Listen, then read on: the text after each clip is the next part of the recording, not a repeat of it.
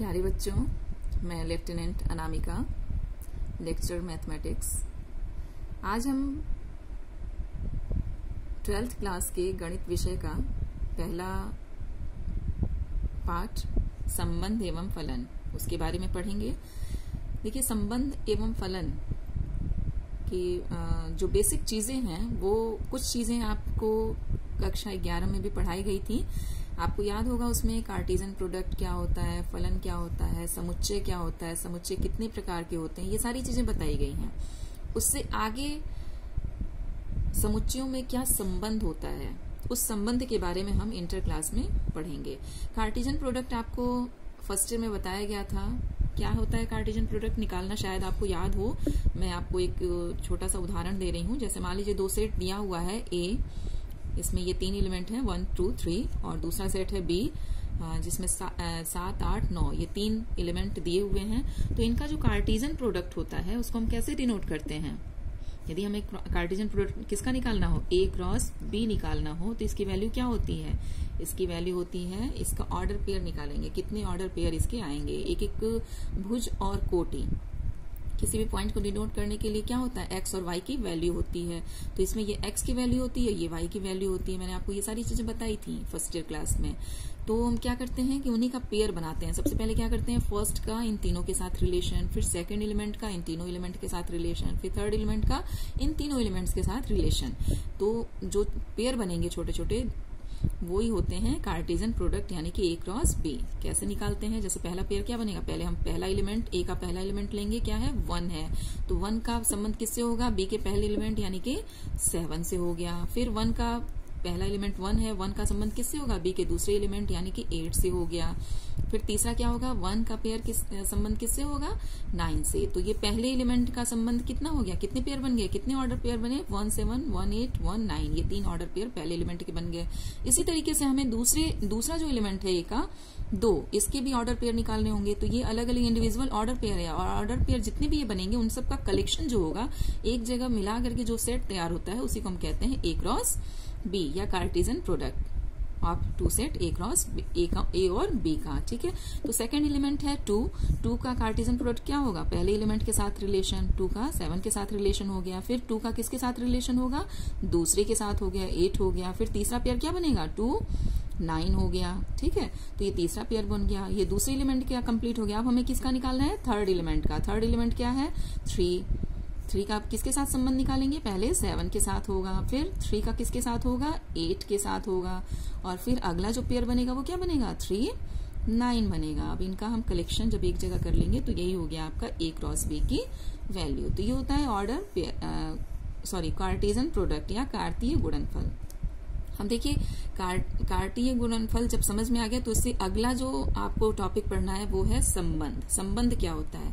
संबंध के लिए जैसे कि हम कह सकते हैं कि राम सोहन का पिता है, तो ये भी क्या है, एक संबंध है। संबंध जैसे ही आपको बताया जा रहा है तो संबंध में आपके दिमाग में बस यही आ रहा होगा, आपस में क्या संबंध है। जैसे कि राम और सोहन का आपस में संबंध है कि राम सोहन का पिता है, तो वो राम और सोहन के बीच में क्या संबंध हो गया, वो एक पिता और पुत्र का संबंध हो गया। ठीक उसी तरीके से हम मैथ्स में देखते हैं। तो मैथ्स में मान लीजिए सपोज दैट कोई भी पॉइंट है या कोई भी रेखाएं हैं, जैसे कि रेखा है ए बी है और दूसरी रेखा पी क्यू, इन दोनों में क्या संबंध होगा, इन दोनों में यदि हम संबंध देखते हैं तो इन दोनों में संबंध ये हो गया, रेखा ए बी जो है, ये निशान आपको याद होगा किसका है, ये पैरेलल का निशान है। रेखा ए बी जो है वो पी क्यू के पैरेलल है। तो ये भी इनमें आपस में जो संबंध हो गया पैरेलल का, वो एक रिलेशन है।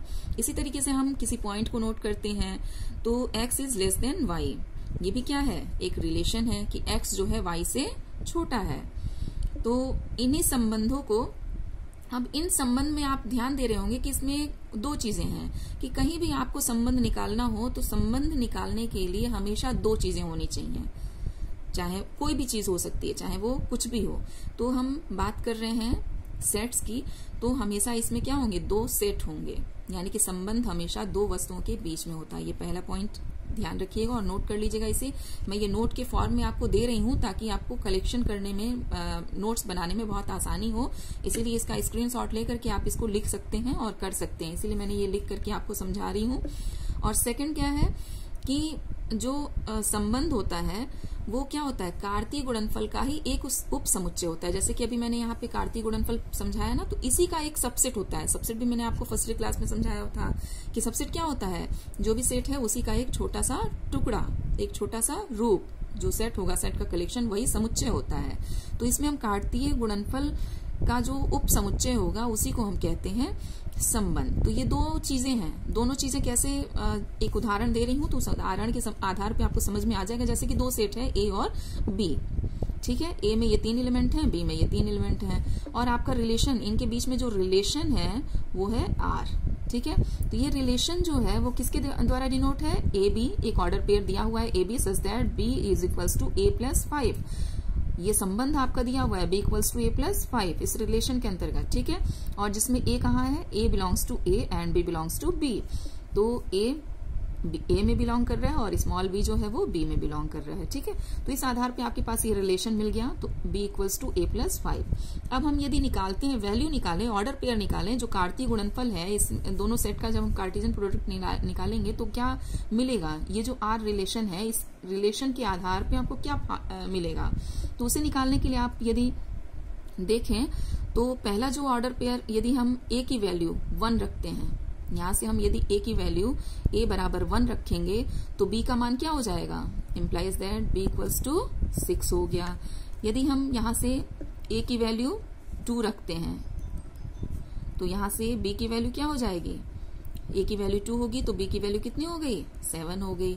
यदि हम यहाँ पे ए की वैल्यू क्या है, 3 है, तो ए की वैल्यू हम 3 रखते हैं तो यहाँ से बी की वैल्यू कितनी हो जाएगी, 3 और 5 8 हो गया, ठीक है।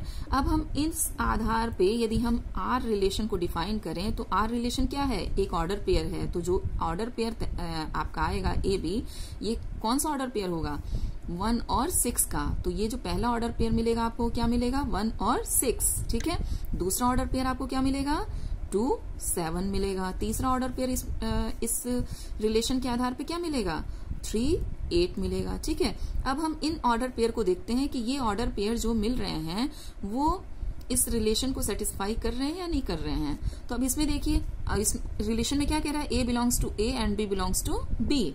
अब इसमें देखिए ए की वैल्यू 1 है, बी की वैल्यू 6 है, तो ए की वैल्यू 1 देखिए ए में है, ठीक है। अब बी की वैल्यू 6 देखिए, 6 सेट बी में है, 6 जो है सेट बी में नहीं है, यानी कि 1 और 6 एक ऐसा ऑर्डर पेयर मिल गया आपको जो कि बी में नहीं है, जो इस रिलेशन को सेटिस्फाई नहीं कर रहा था। ये जो क्या है, ये इसका संबंध नहीं होगा, ये संबंध को सेटिस्फाई नहीं कर रहा है। इसी तरीके से अब दूसरे वाले को देखते हैं। दूसरे वाले में क्या है, पहला ए की वैल्यू क्या है, 2 है, तो 2 सेट ए में है, ठीक है। फिर दूसरा जो एलिमेंट बी की वैल्यू आ गई वो क्या आ गई, 7, तो 2 जो आ गई वो 7 आ गई, यानी 2 का संबंध 7 से है। तो ये आपका ये रिलेशन सेटिस्फाई कर रहा है, यानी कि ये ऑर्डर पेयर आपका सेटिस्फाई करेगा, ठीक है। तीसरे में देखिए, तीसरे में क्या है, 3 और 8, तो पहले नंबर पे 3 है तो 3 आप देख रहे होंगे सेट ए में है, और 8 सेट बी में 8 भी है, यानी 3 का संबंध किससे होगा, 8 से होगा, ठीक है। तो ये भी ऑर्डर पेयर आपका क्या होगा कि इसमें है और ये आर रिलेशन को सेटिस्फाई कर रहा है। तो जो ऑर्डर पेयर आपका आर निकलेगा उसको हम लिख सकते हैं, क्या निकलेगा, 2 आपके इसके पेयर निकलेंगे।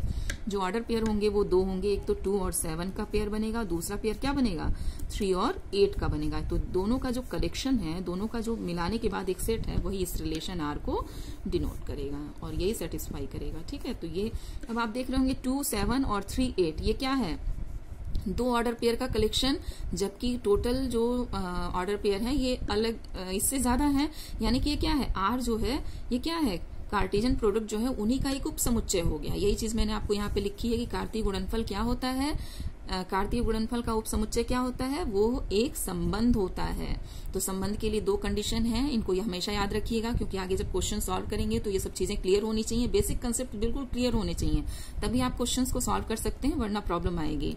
तो संबंध बताने के लिए हमेशा 2 चीजें होनी चाहिए आपके पास, 2 वस्तुएं होनी चाहिए, 2 सेट होना चाहिए, और संबंध क्या है, कार्टेशियन प्रोडक्ट जो भी है उसका एक सबसेट होता है, ठीक है। तो ये चीजें हैं। अब देखिए फर्स्ट ईयर और सेकेंड ईयर दोनों में आपको ये सब चीजें बताई गई हैं, लेकिन दोनों में एक डिफरेंस है। डिफरेंस क्या है कि फर्स्ट ईयर में जो आपको कार्टेशियन प्रोडक्ट बताया गया उसमें पहला एलिमेंट जो है, ये जो पहला एलिमेंट है ये पहले सेट से बिलोंग करता है और जो दूसरा एलिमेंट है वो दूसरे सेट बी में बिलोंग करता है। ठीक है, ये चीज है।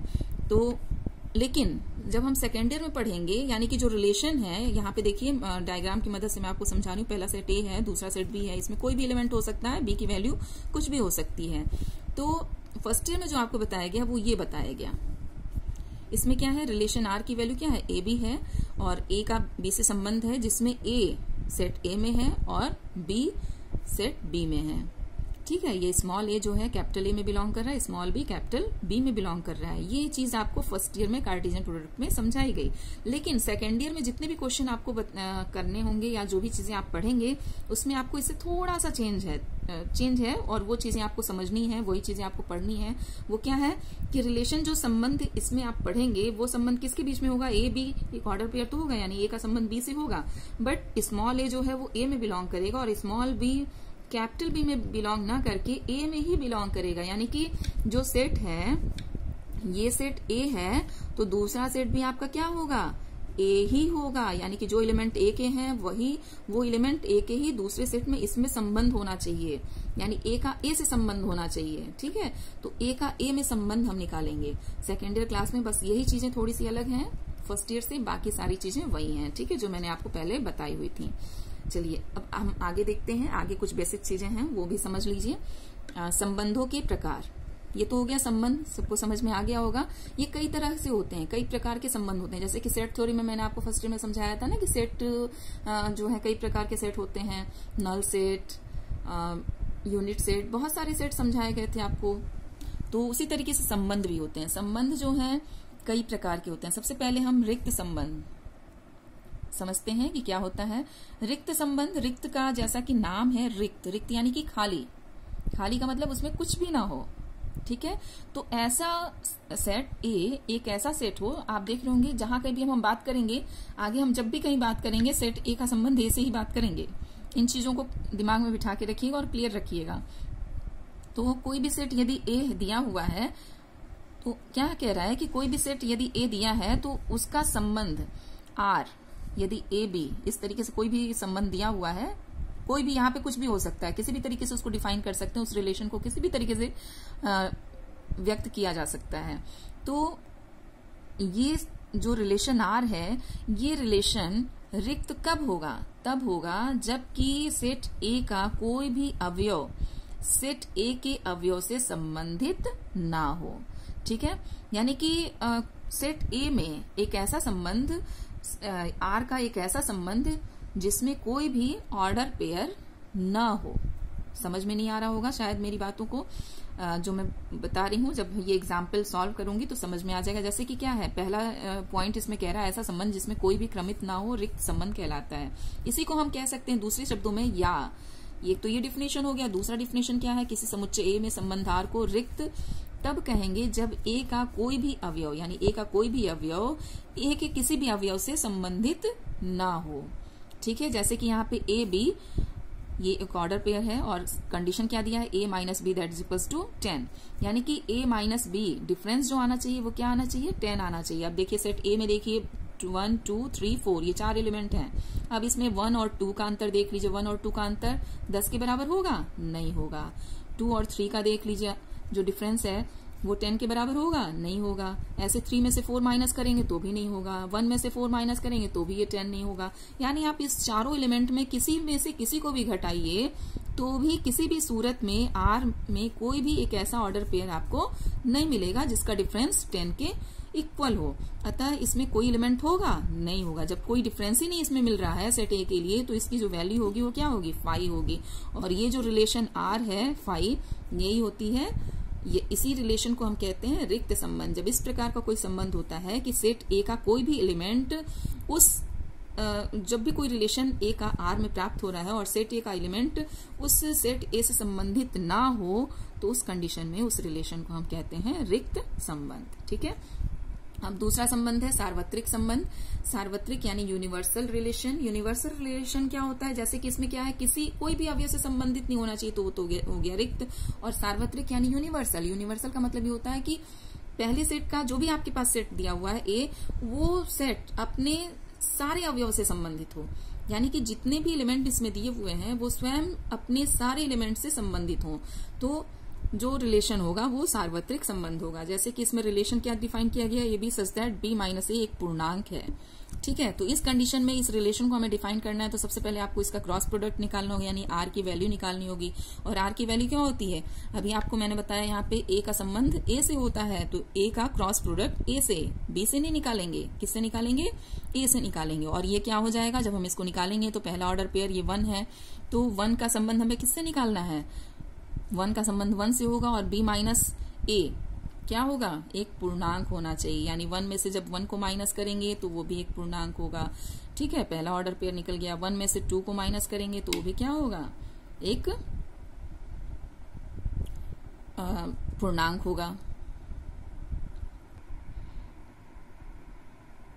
तो ये दूसरा सेट आपका क्या हो गया, 1 2, दूसरा ऑर्डर पेयर मिल गया। दूसरा ये तो दोनों, पहले का ऑर्डर पेयर आपके इसके साथ निकल गया, बी माइनस एक पूर्णांक, इसका भी अंतर क्या होगा, एक पूर्णांक होगा।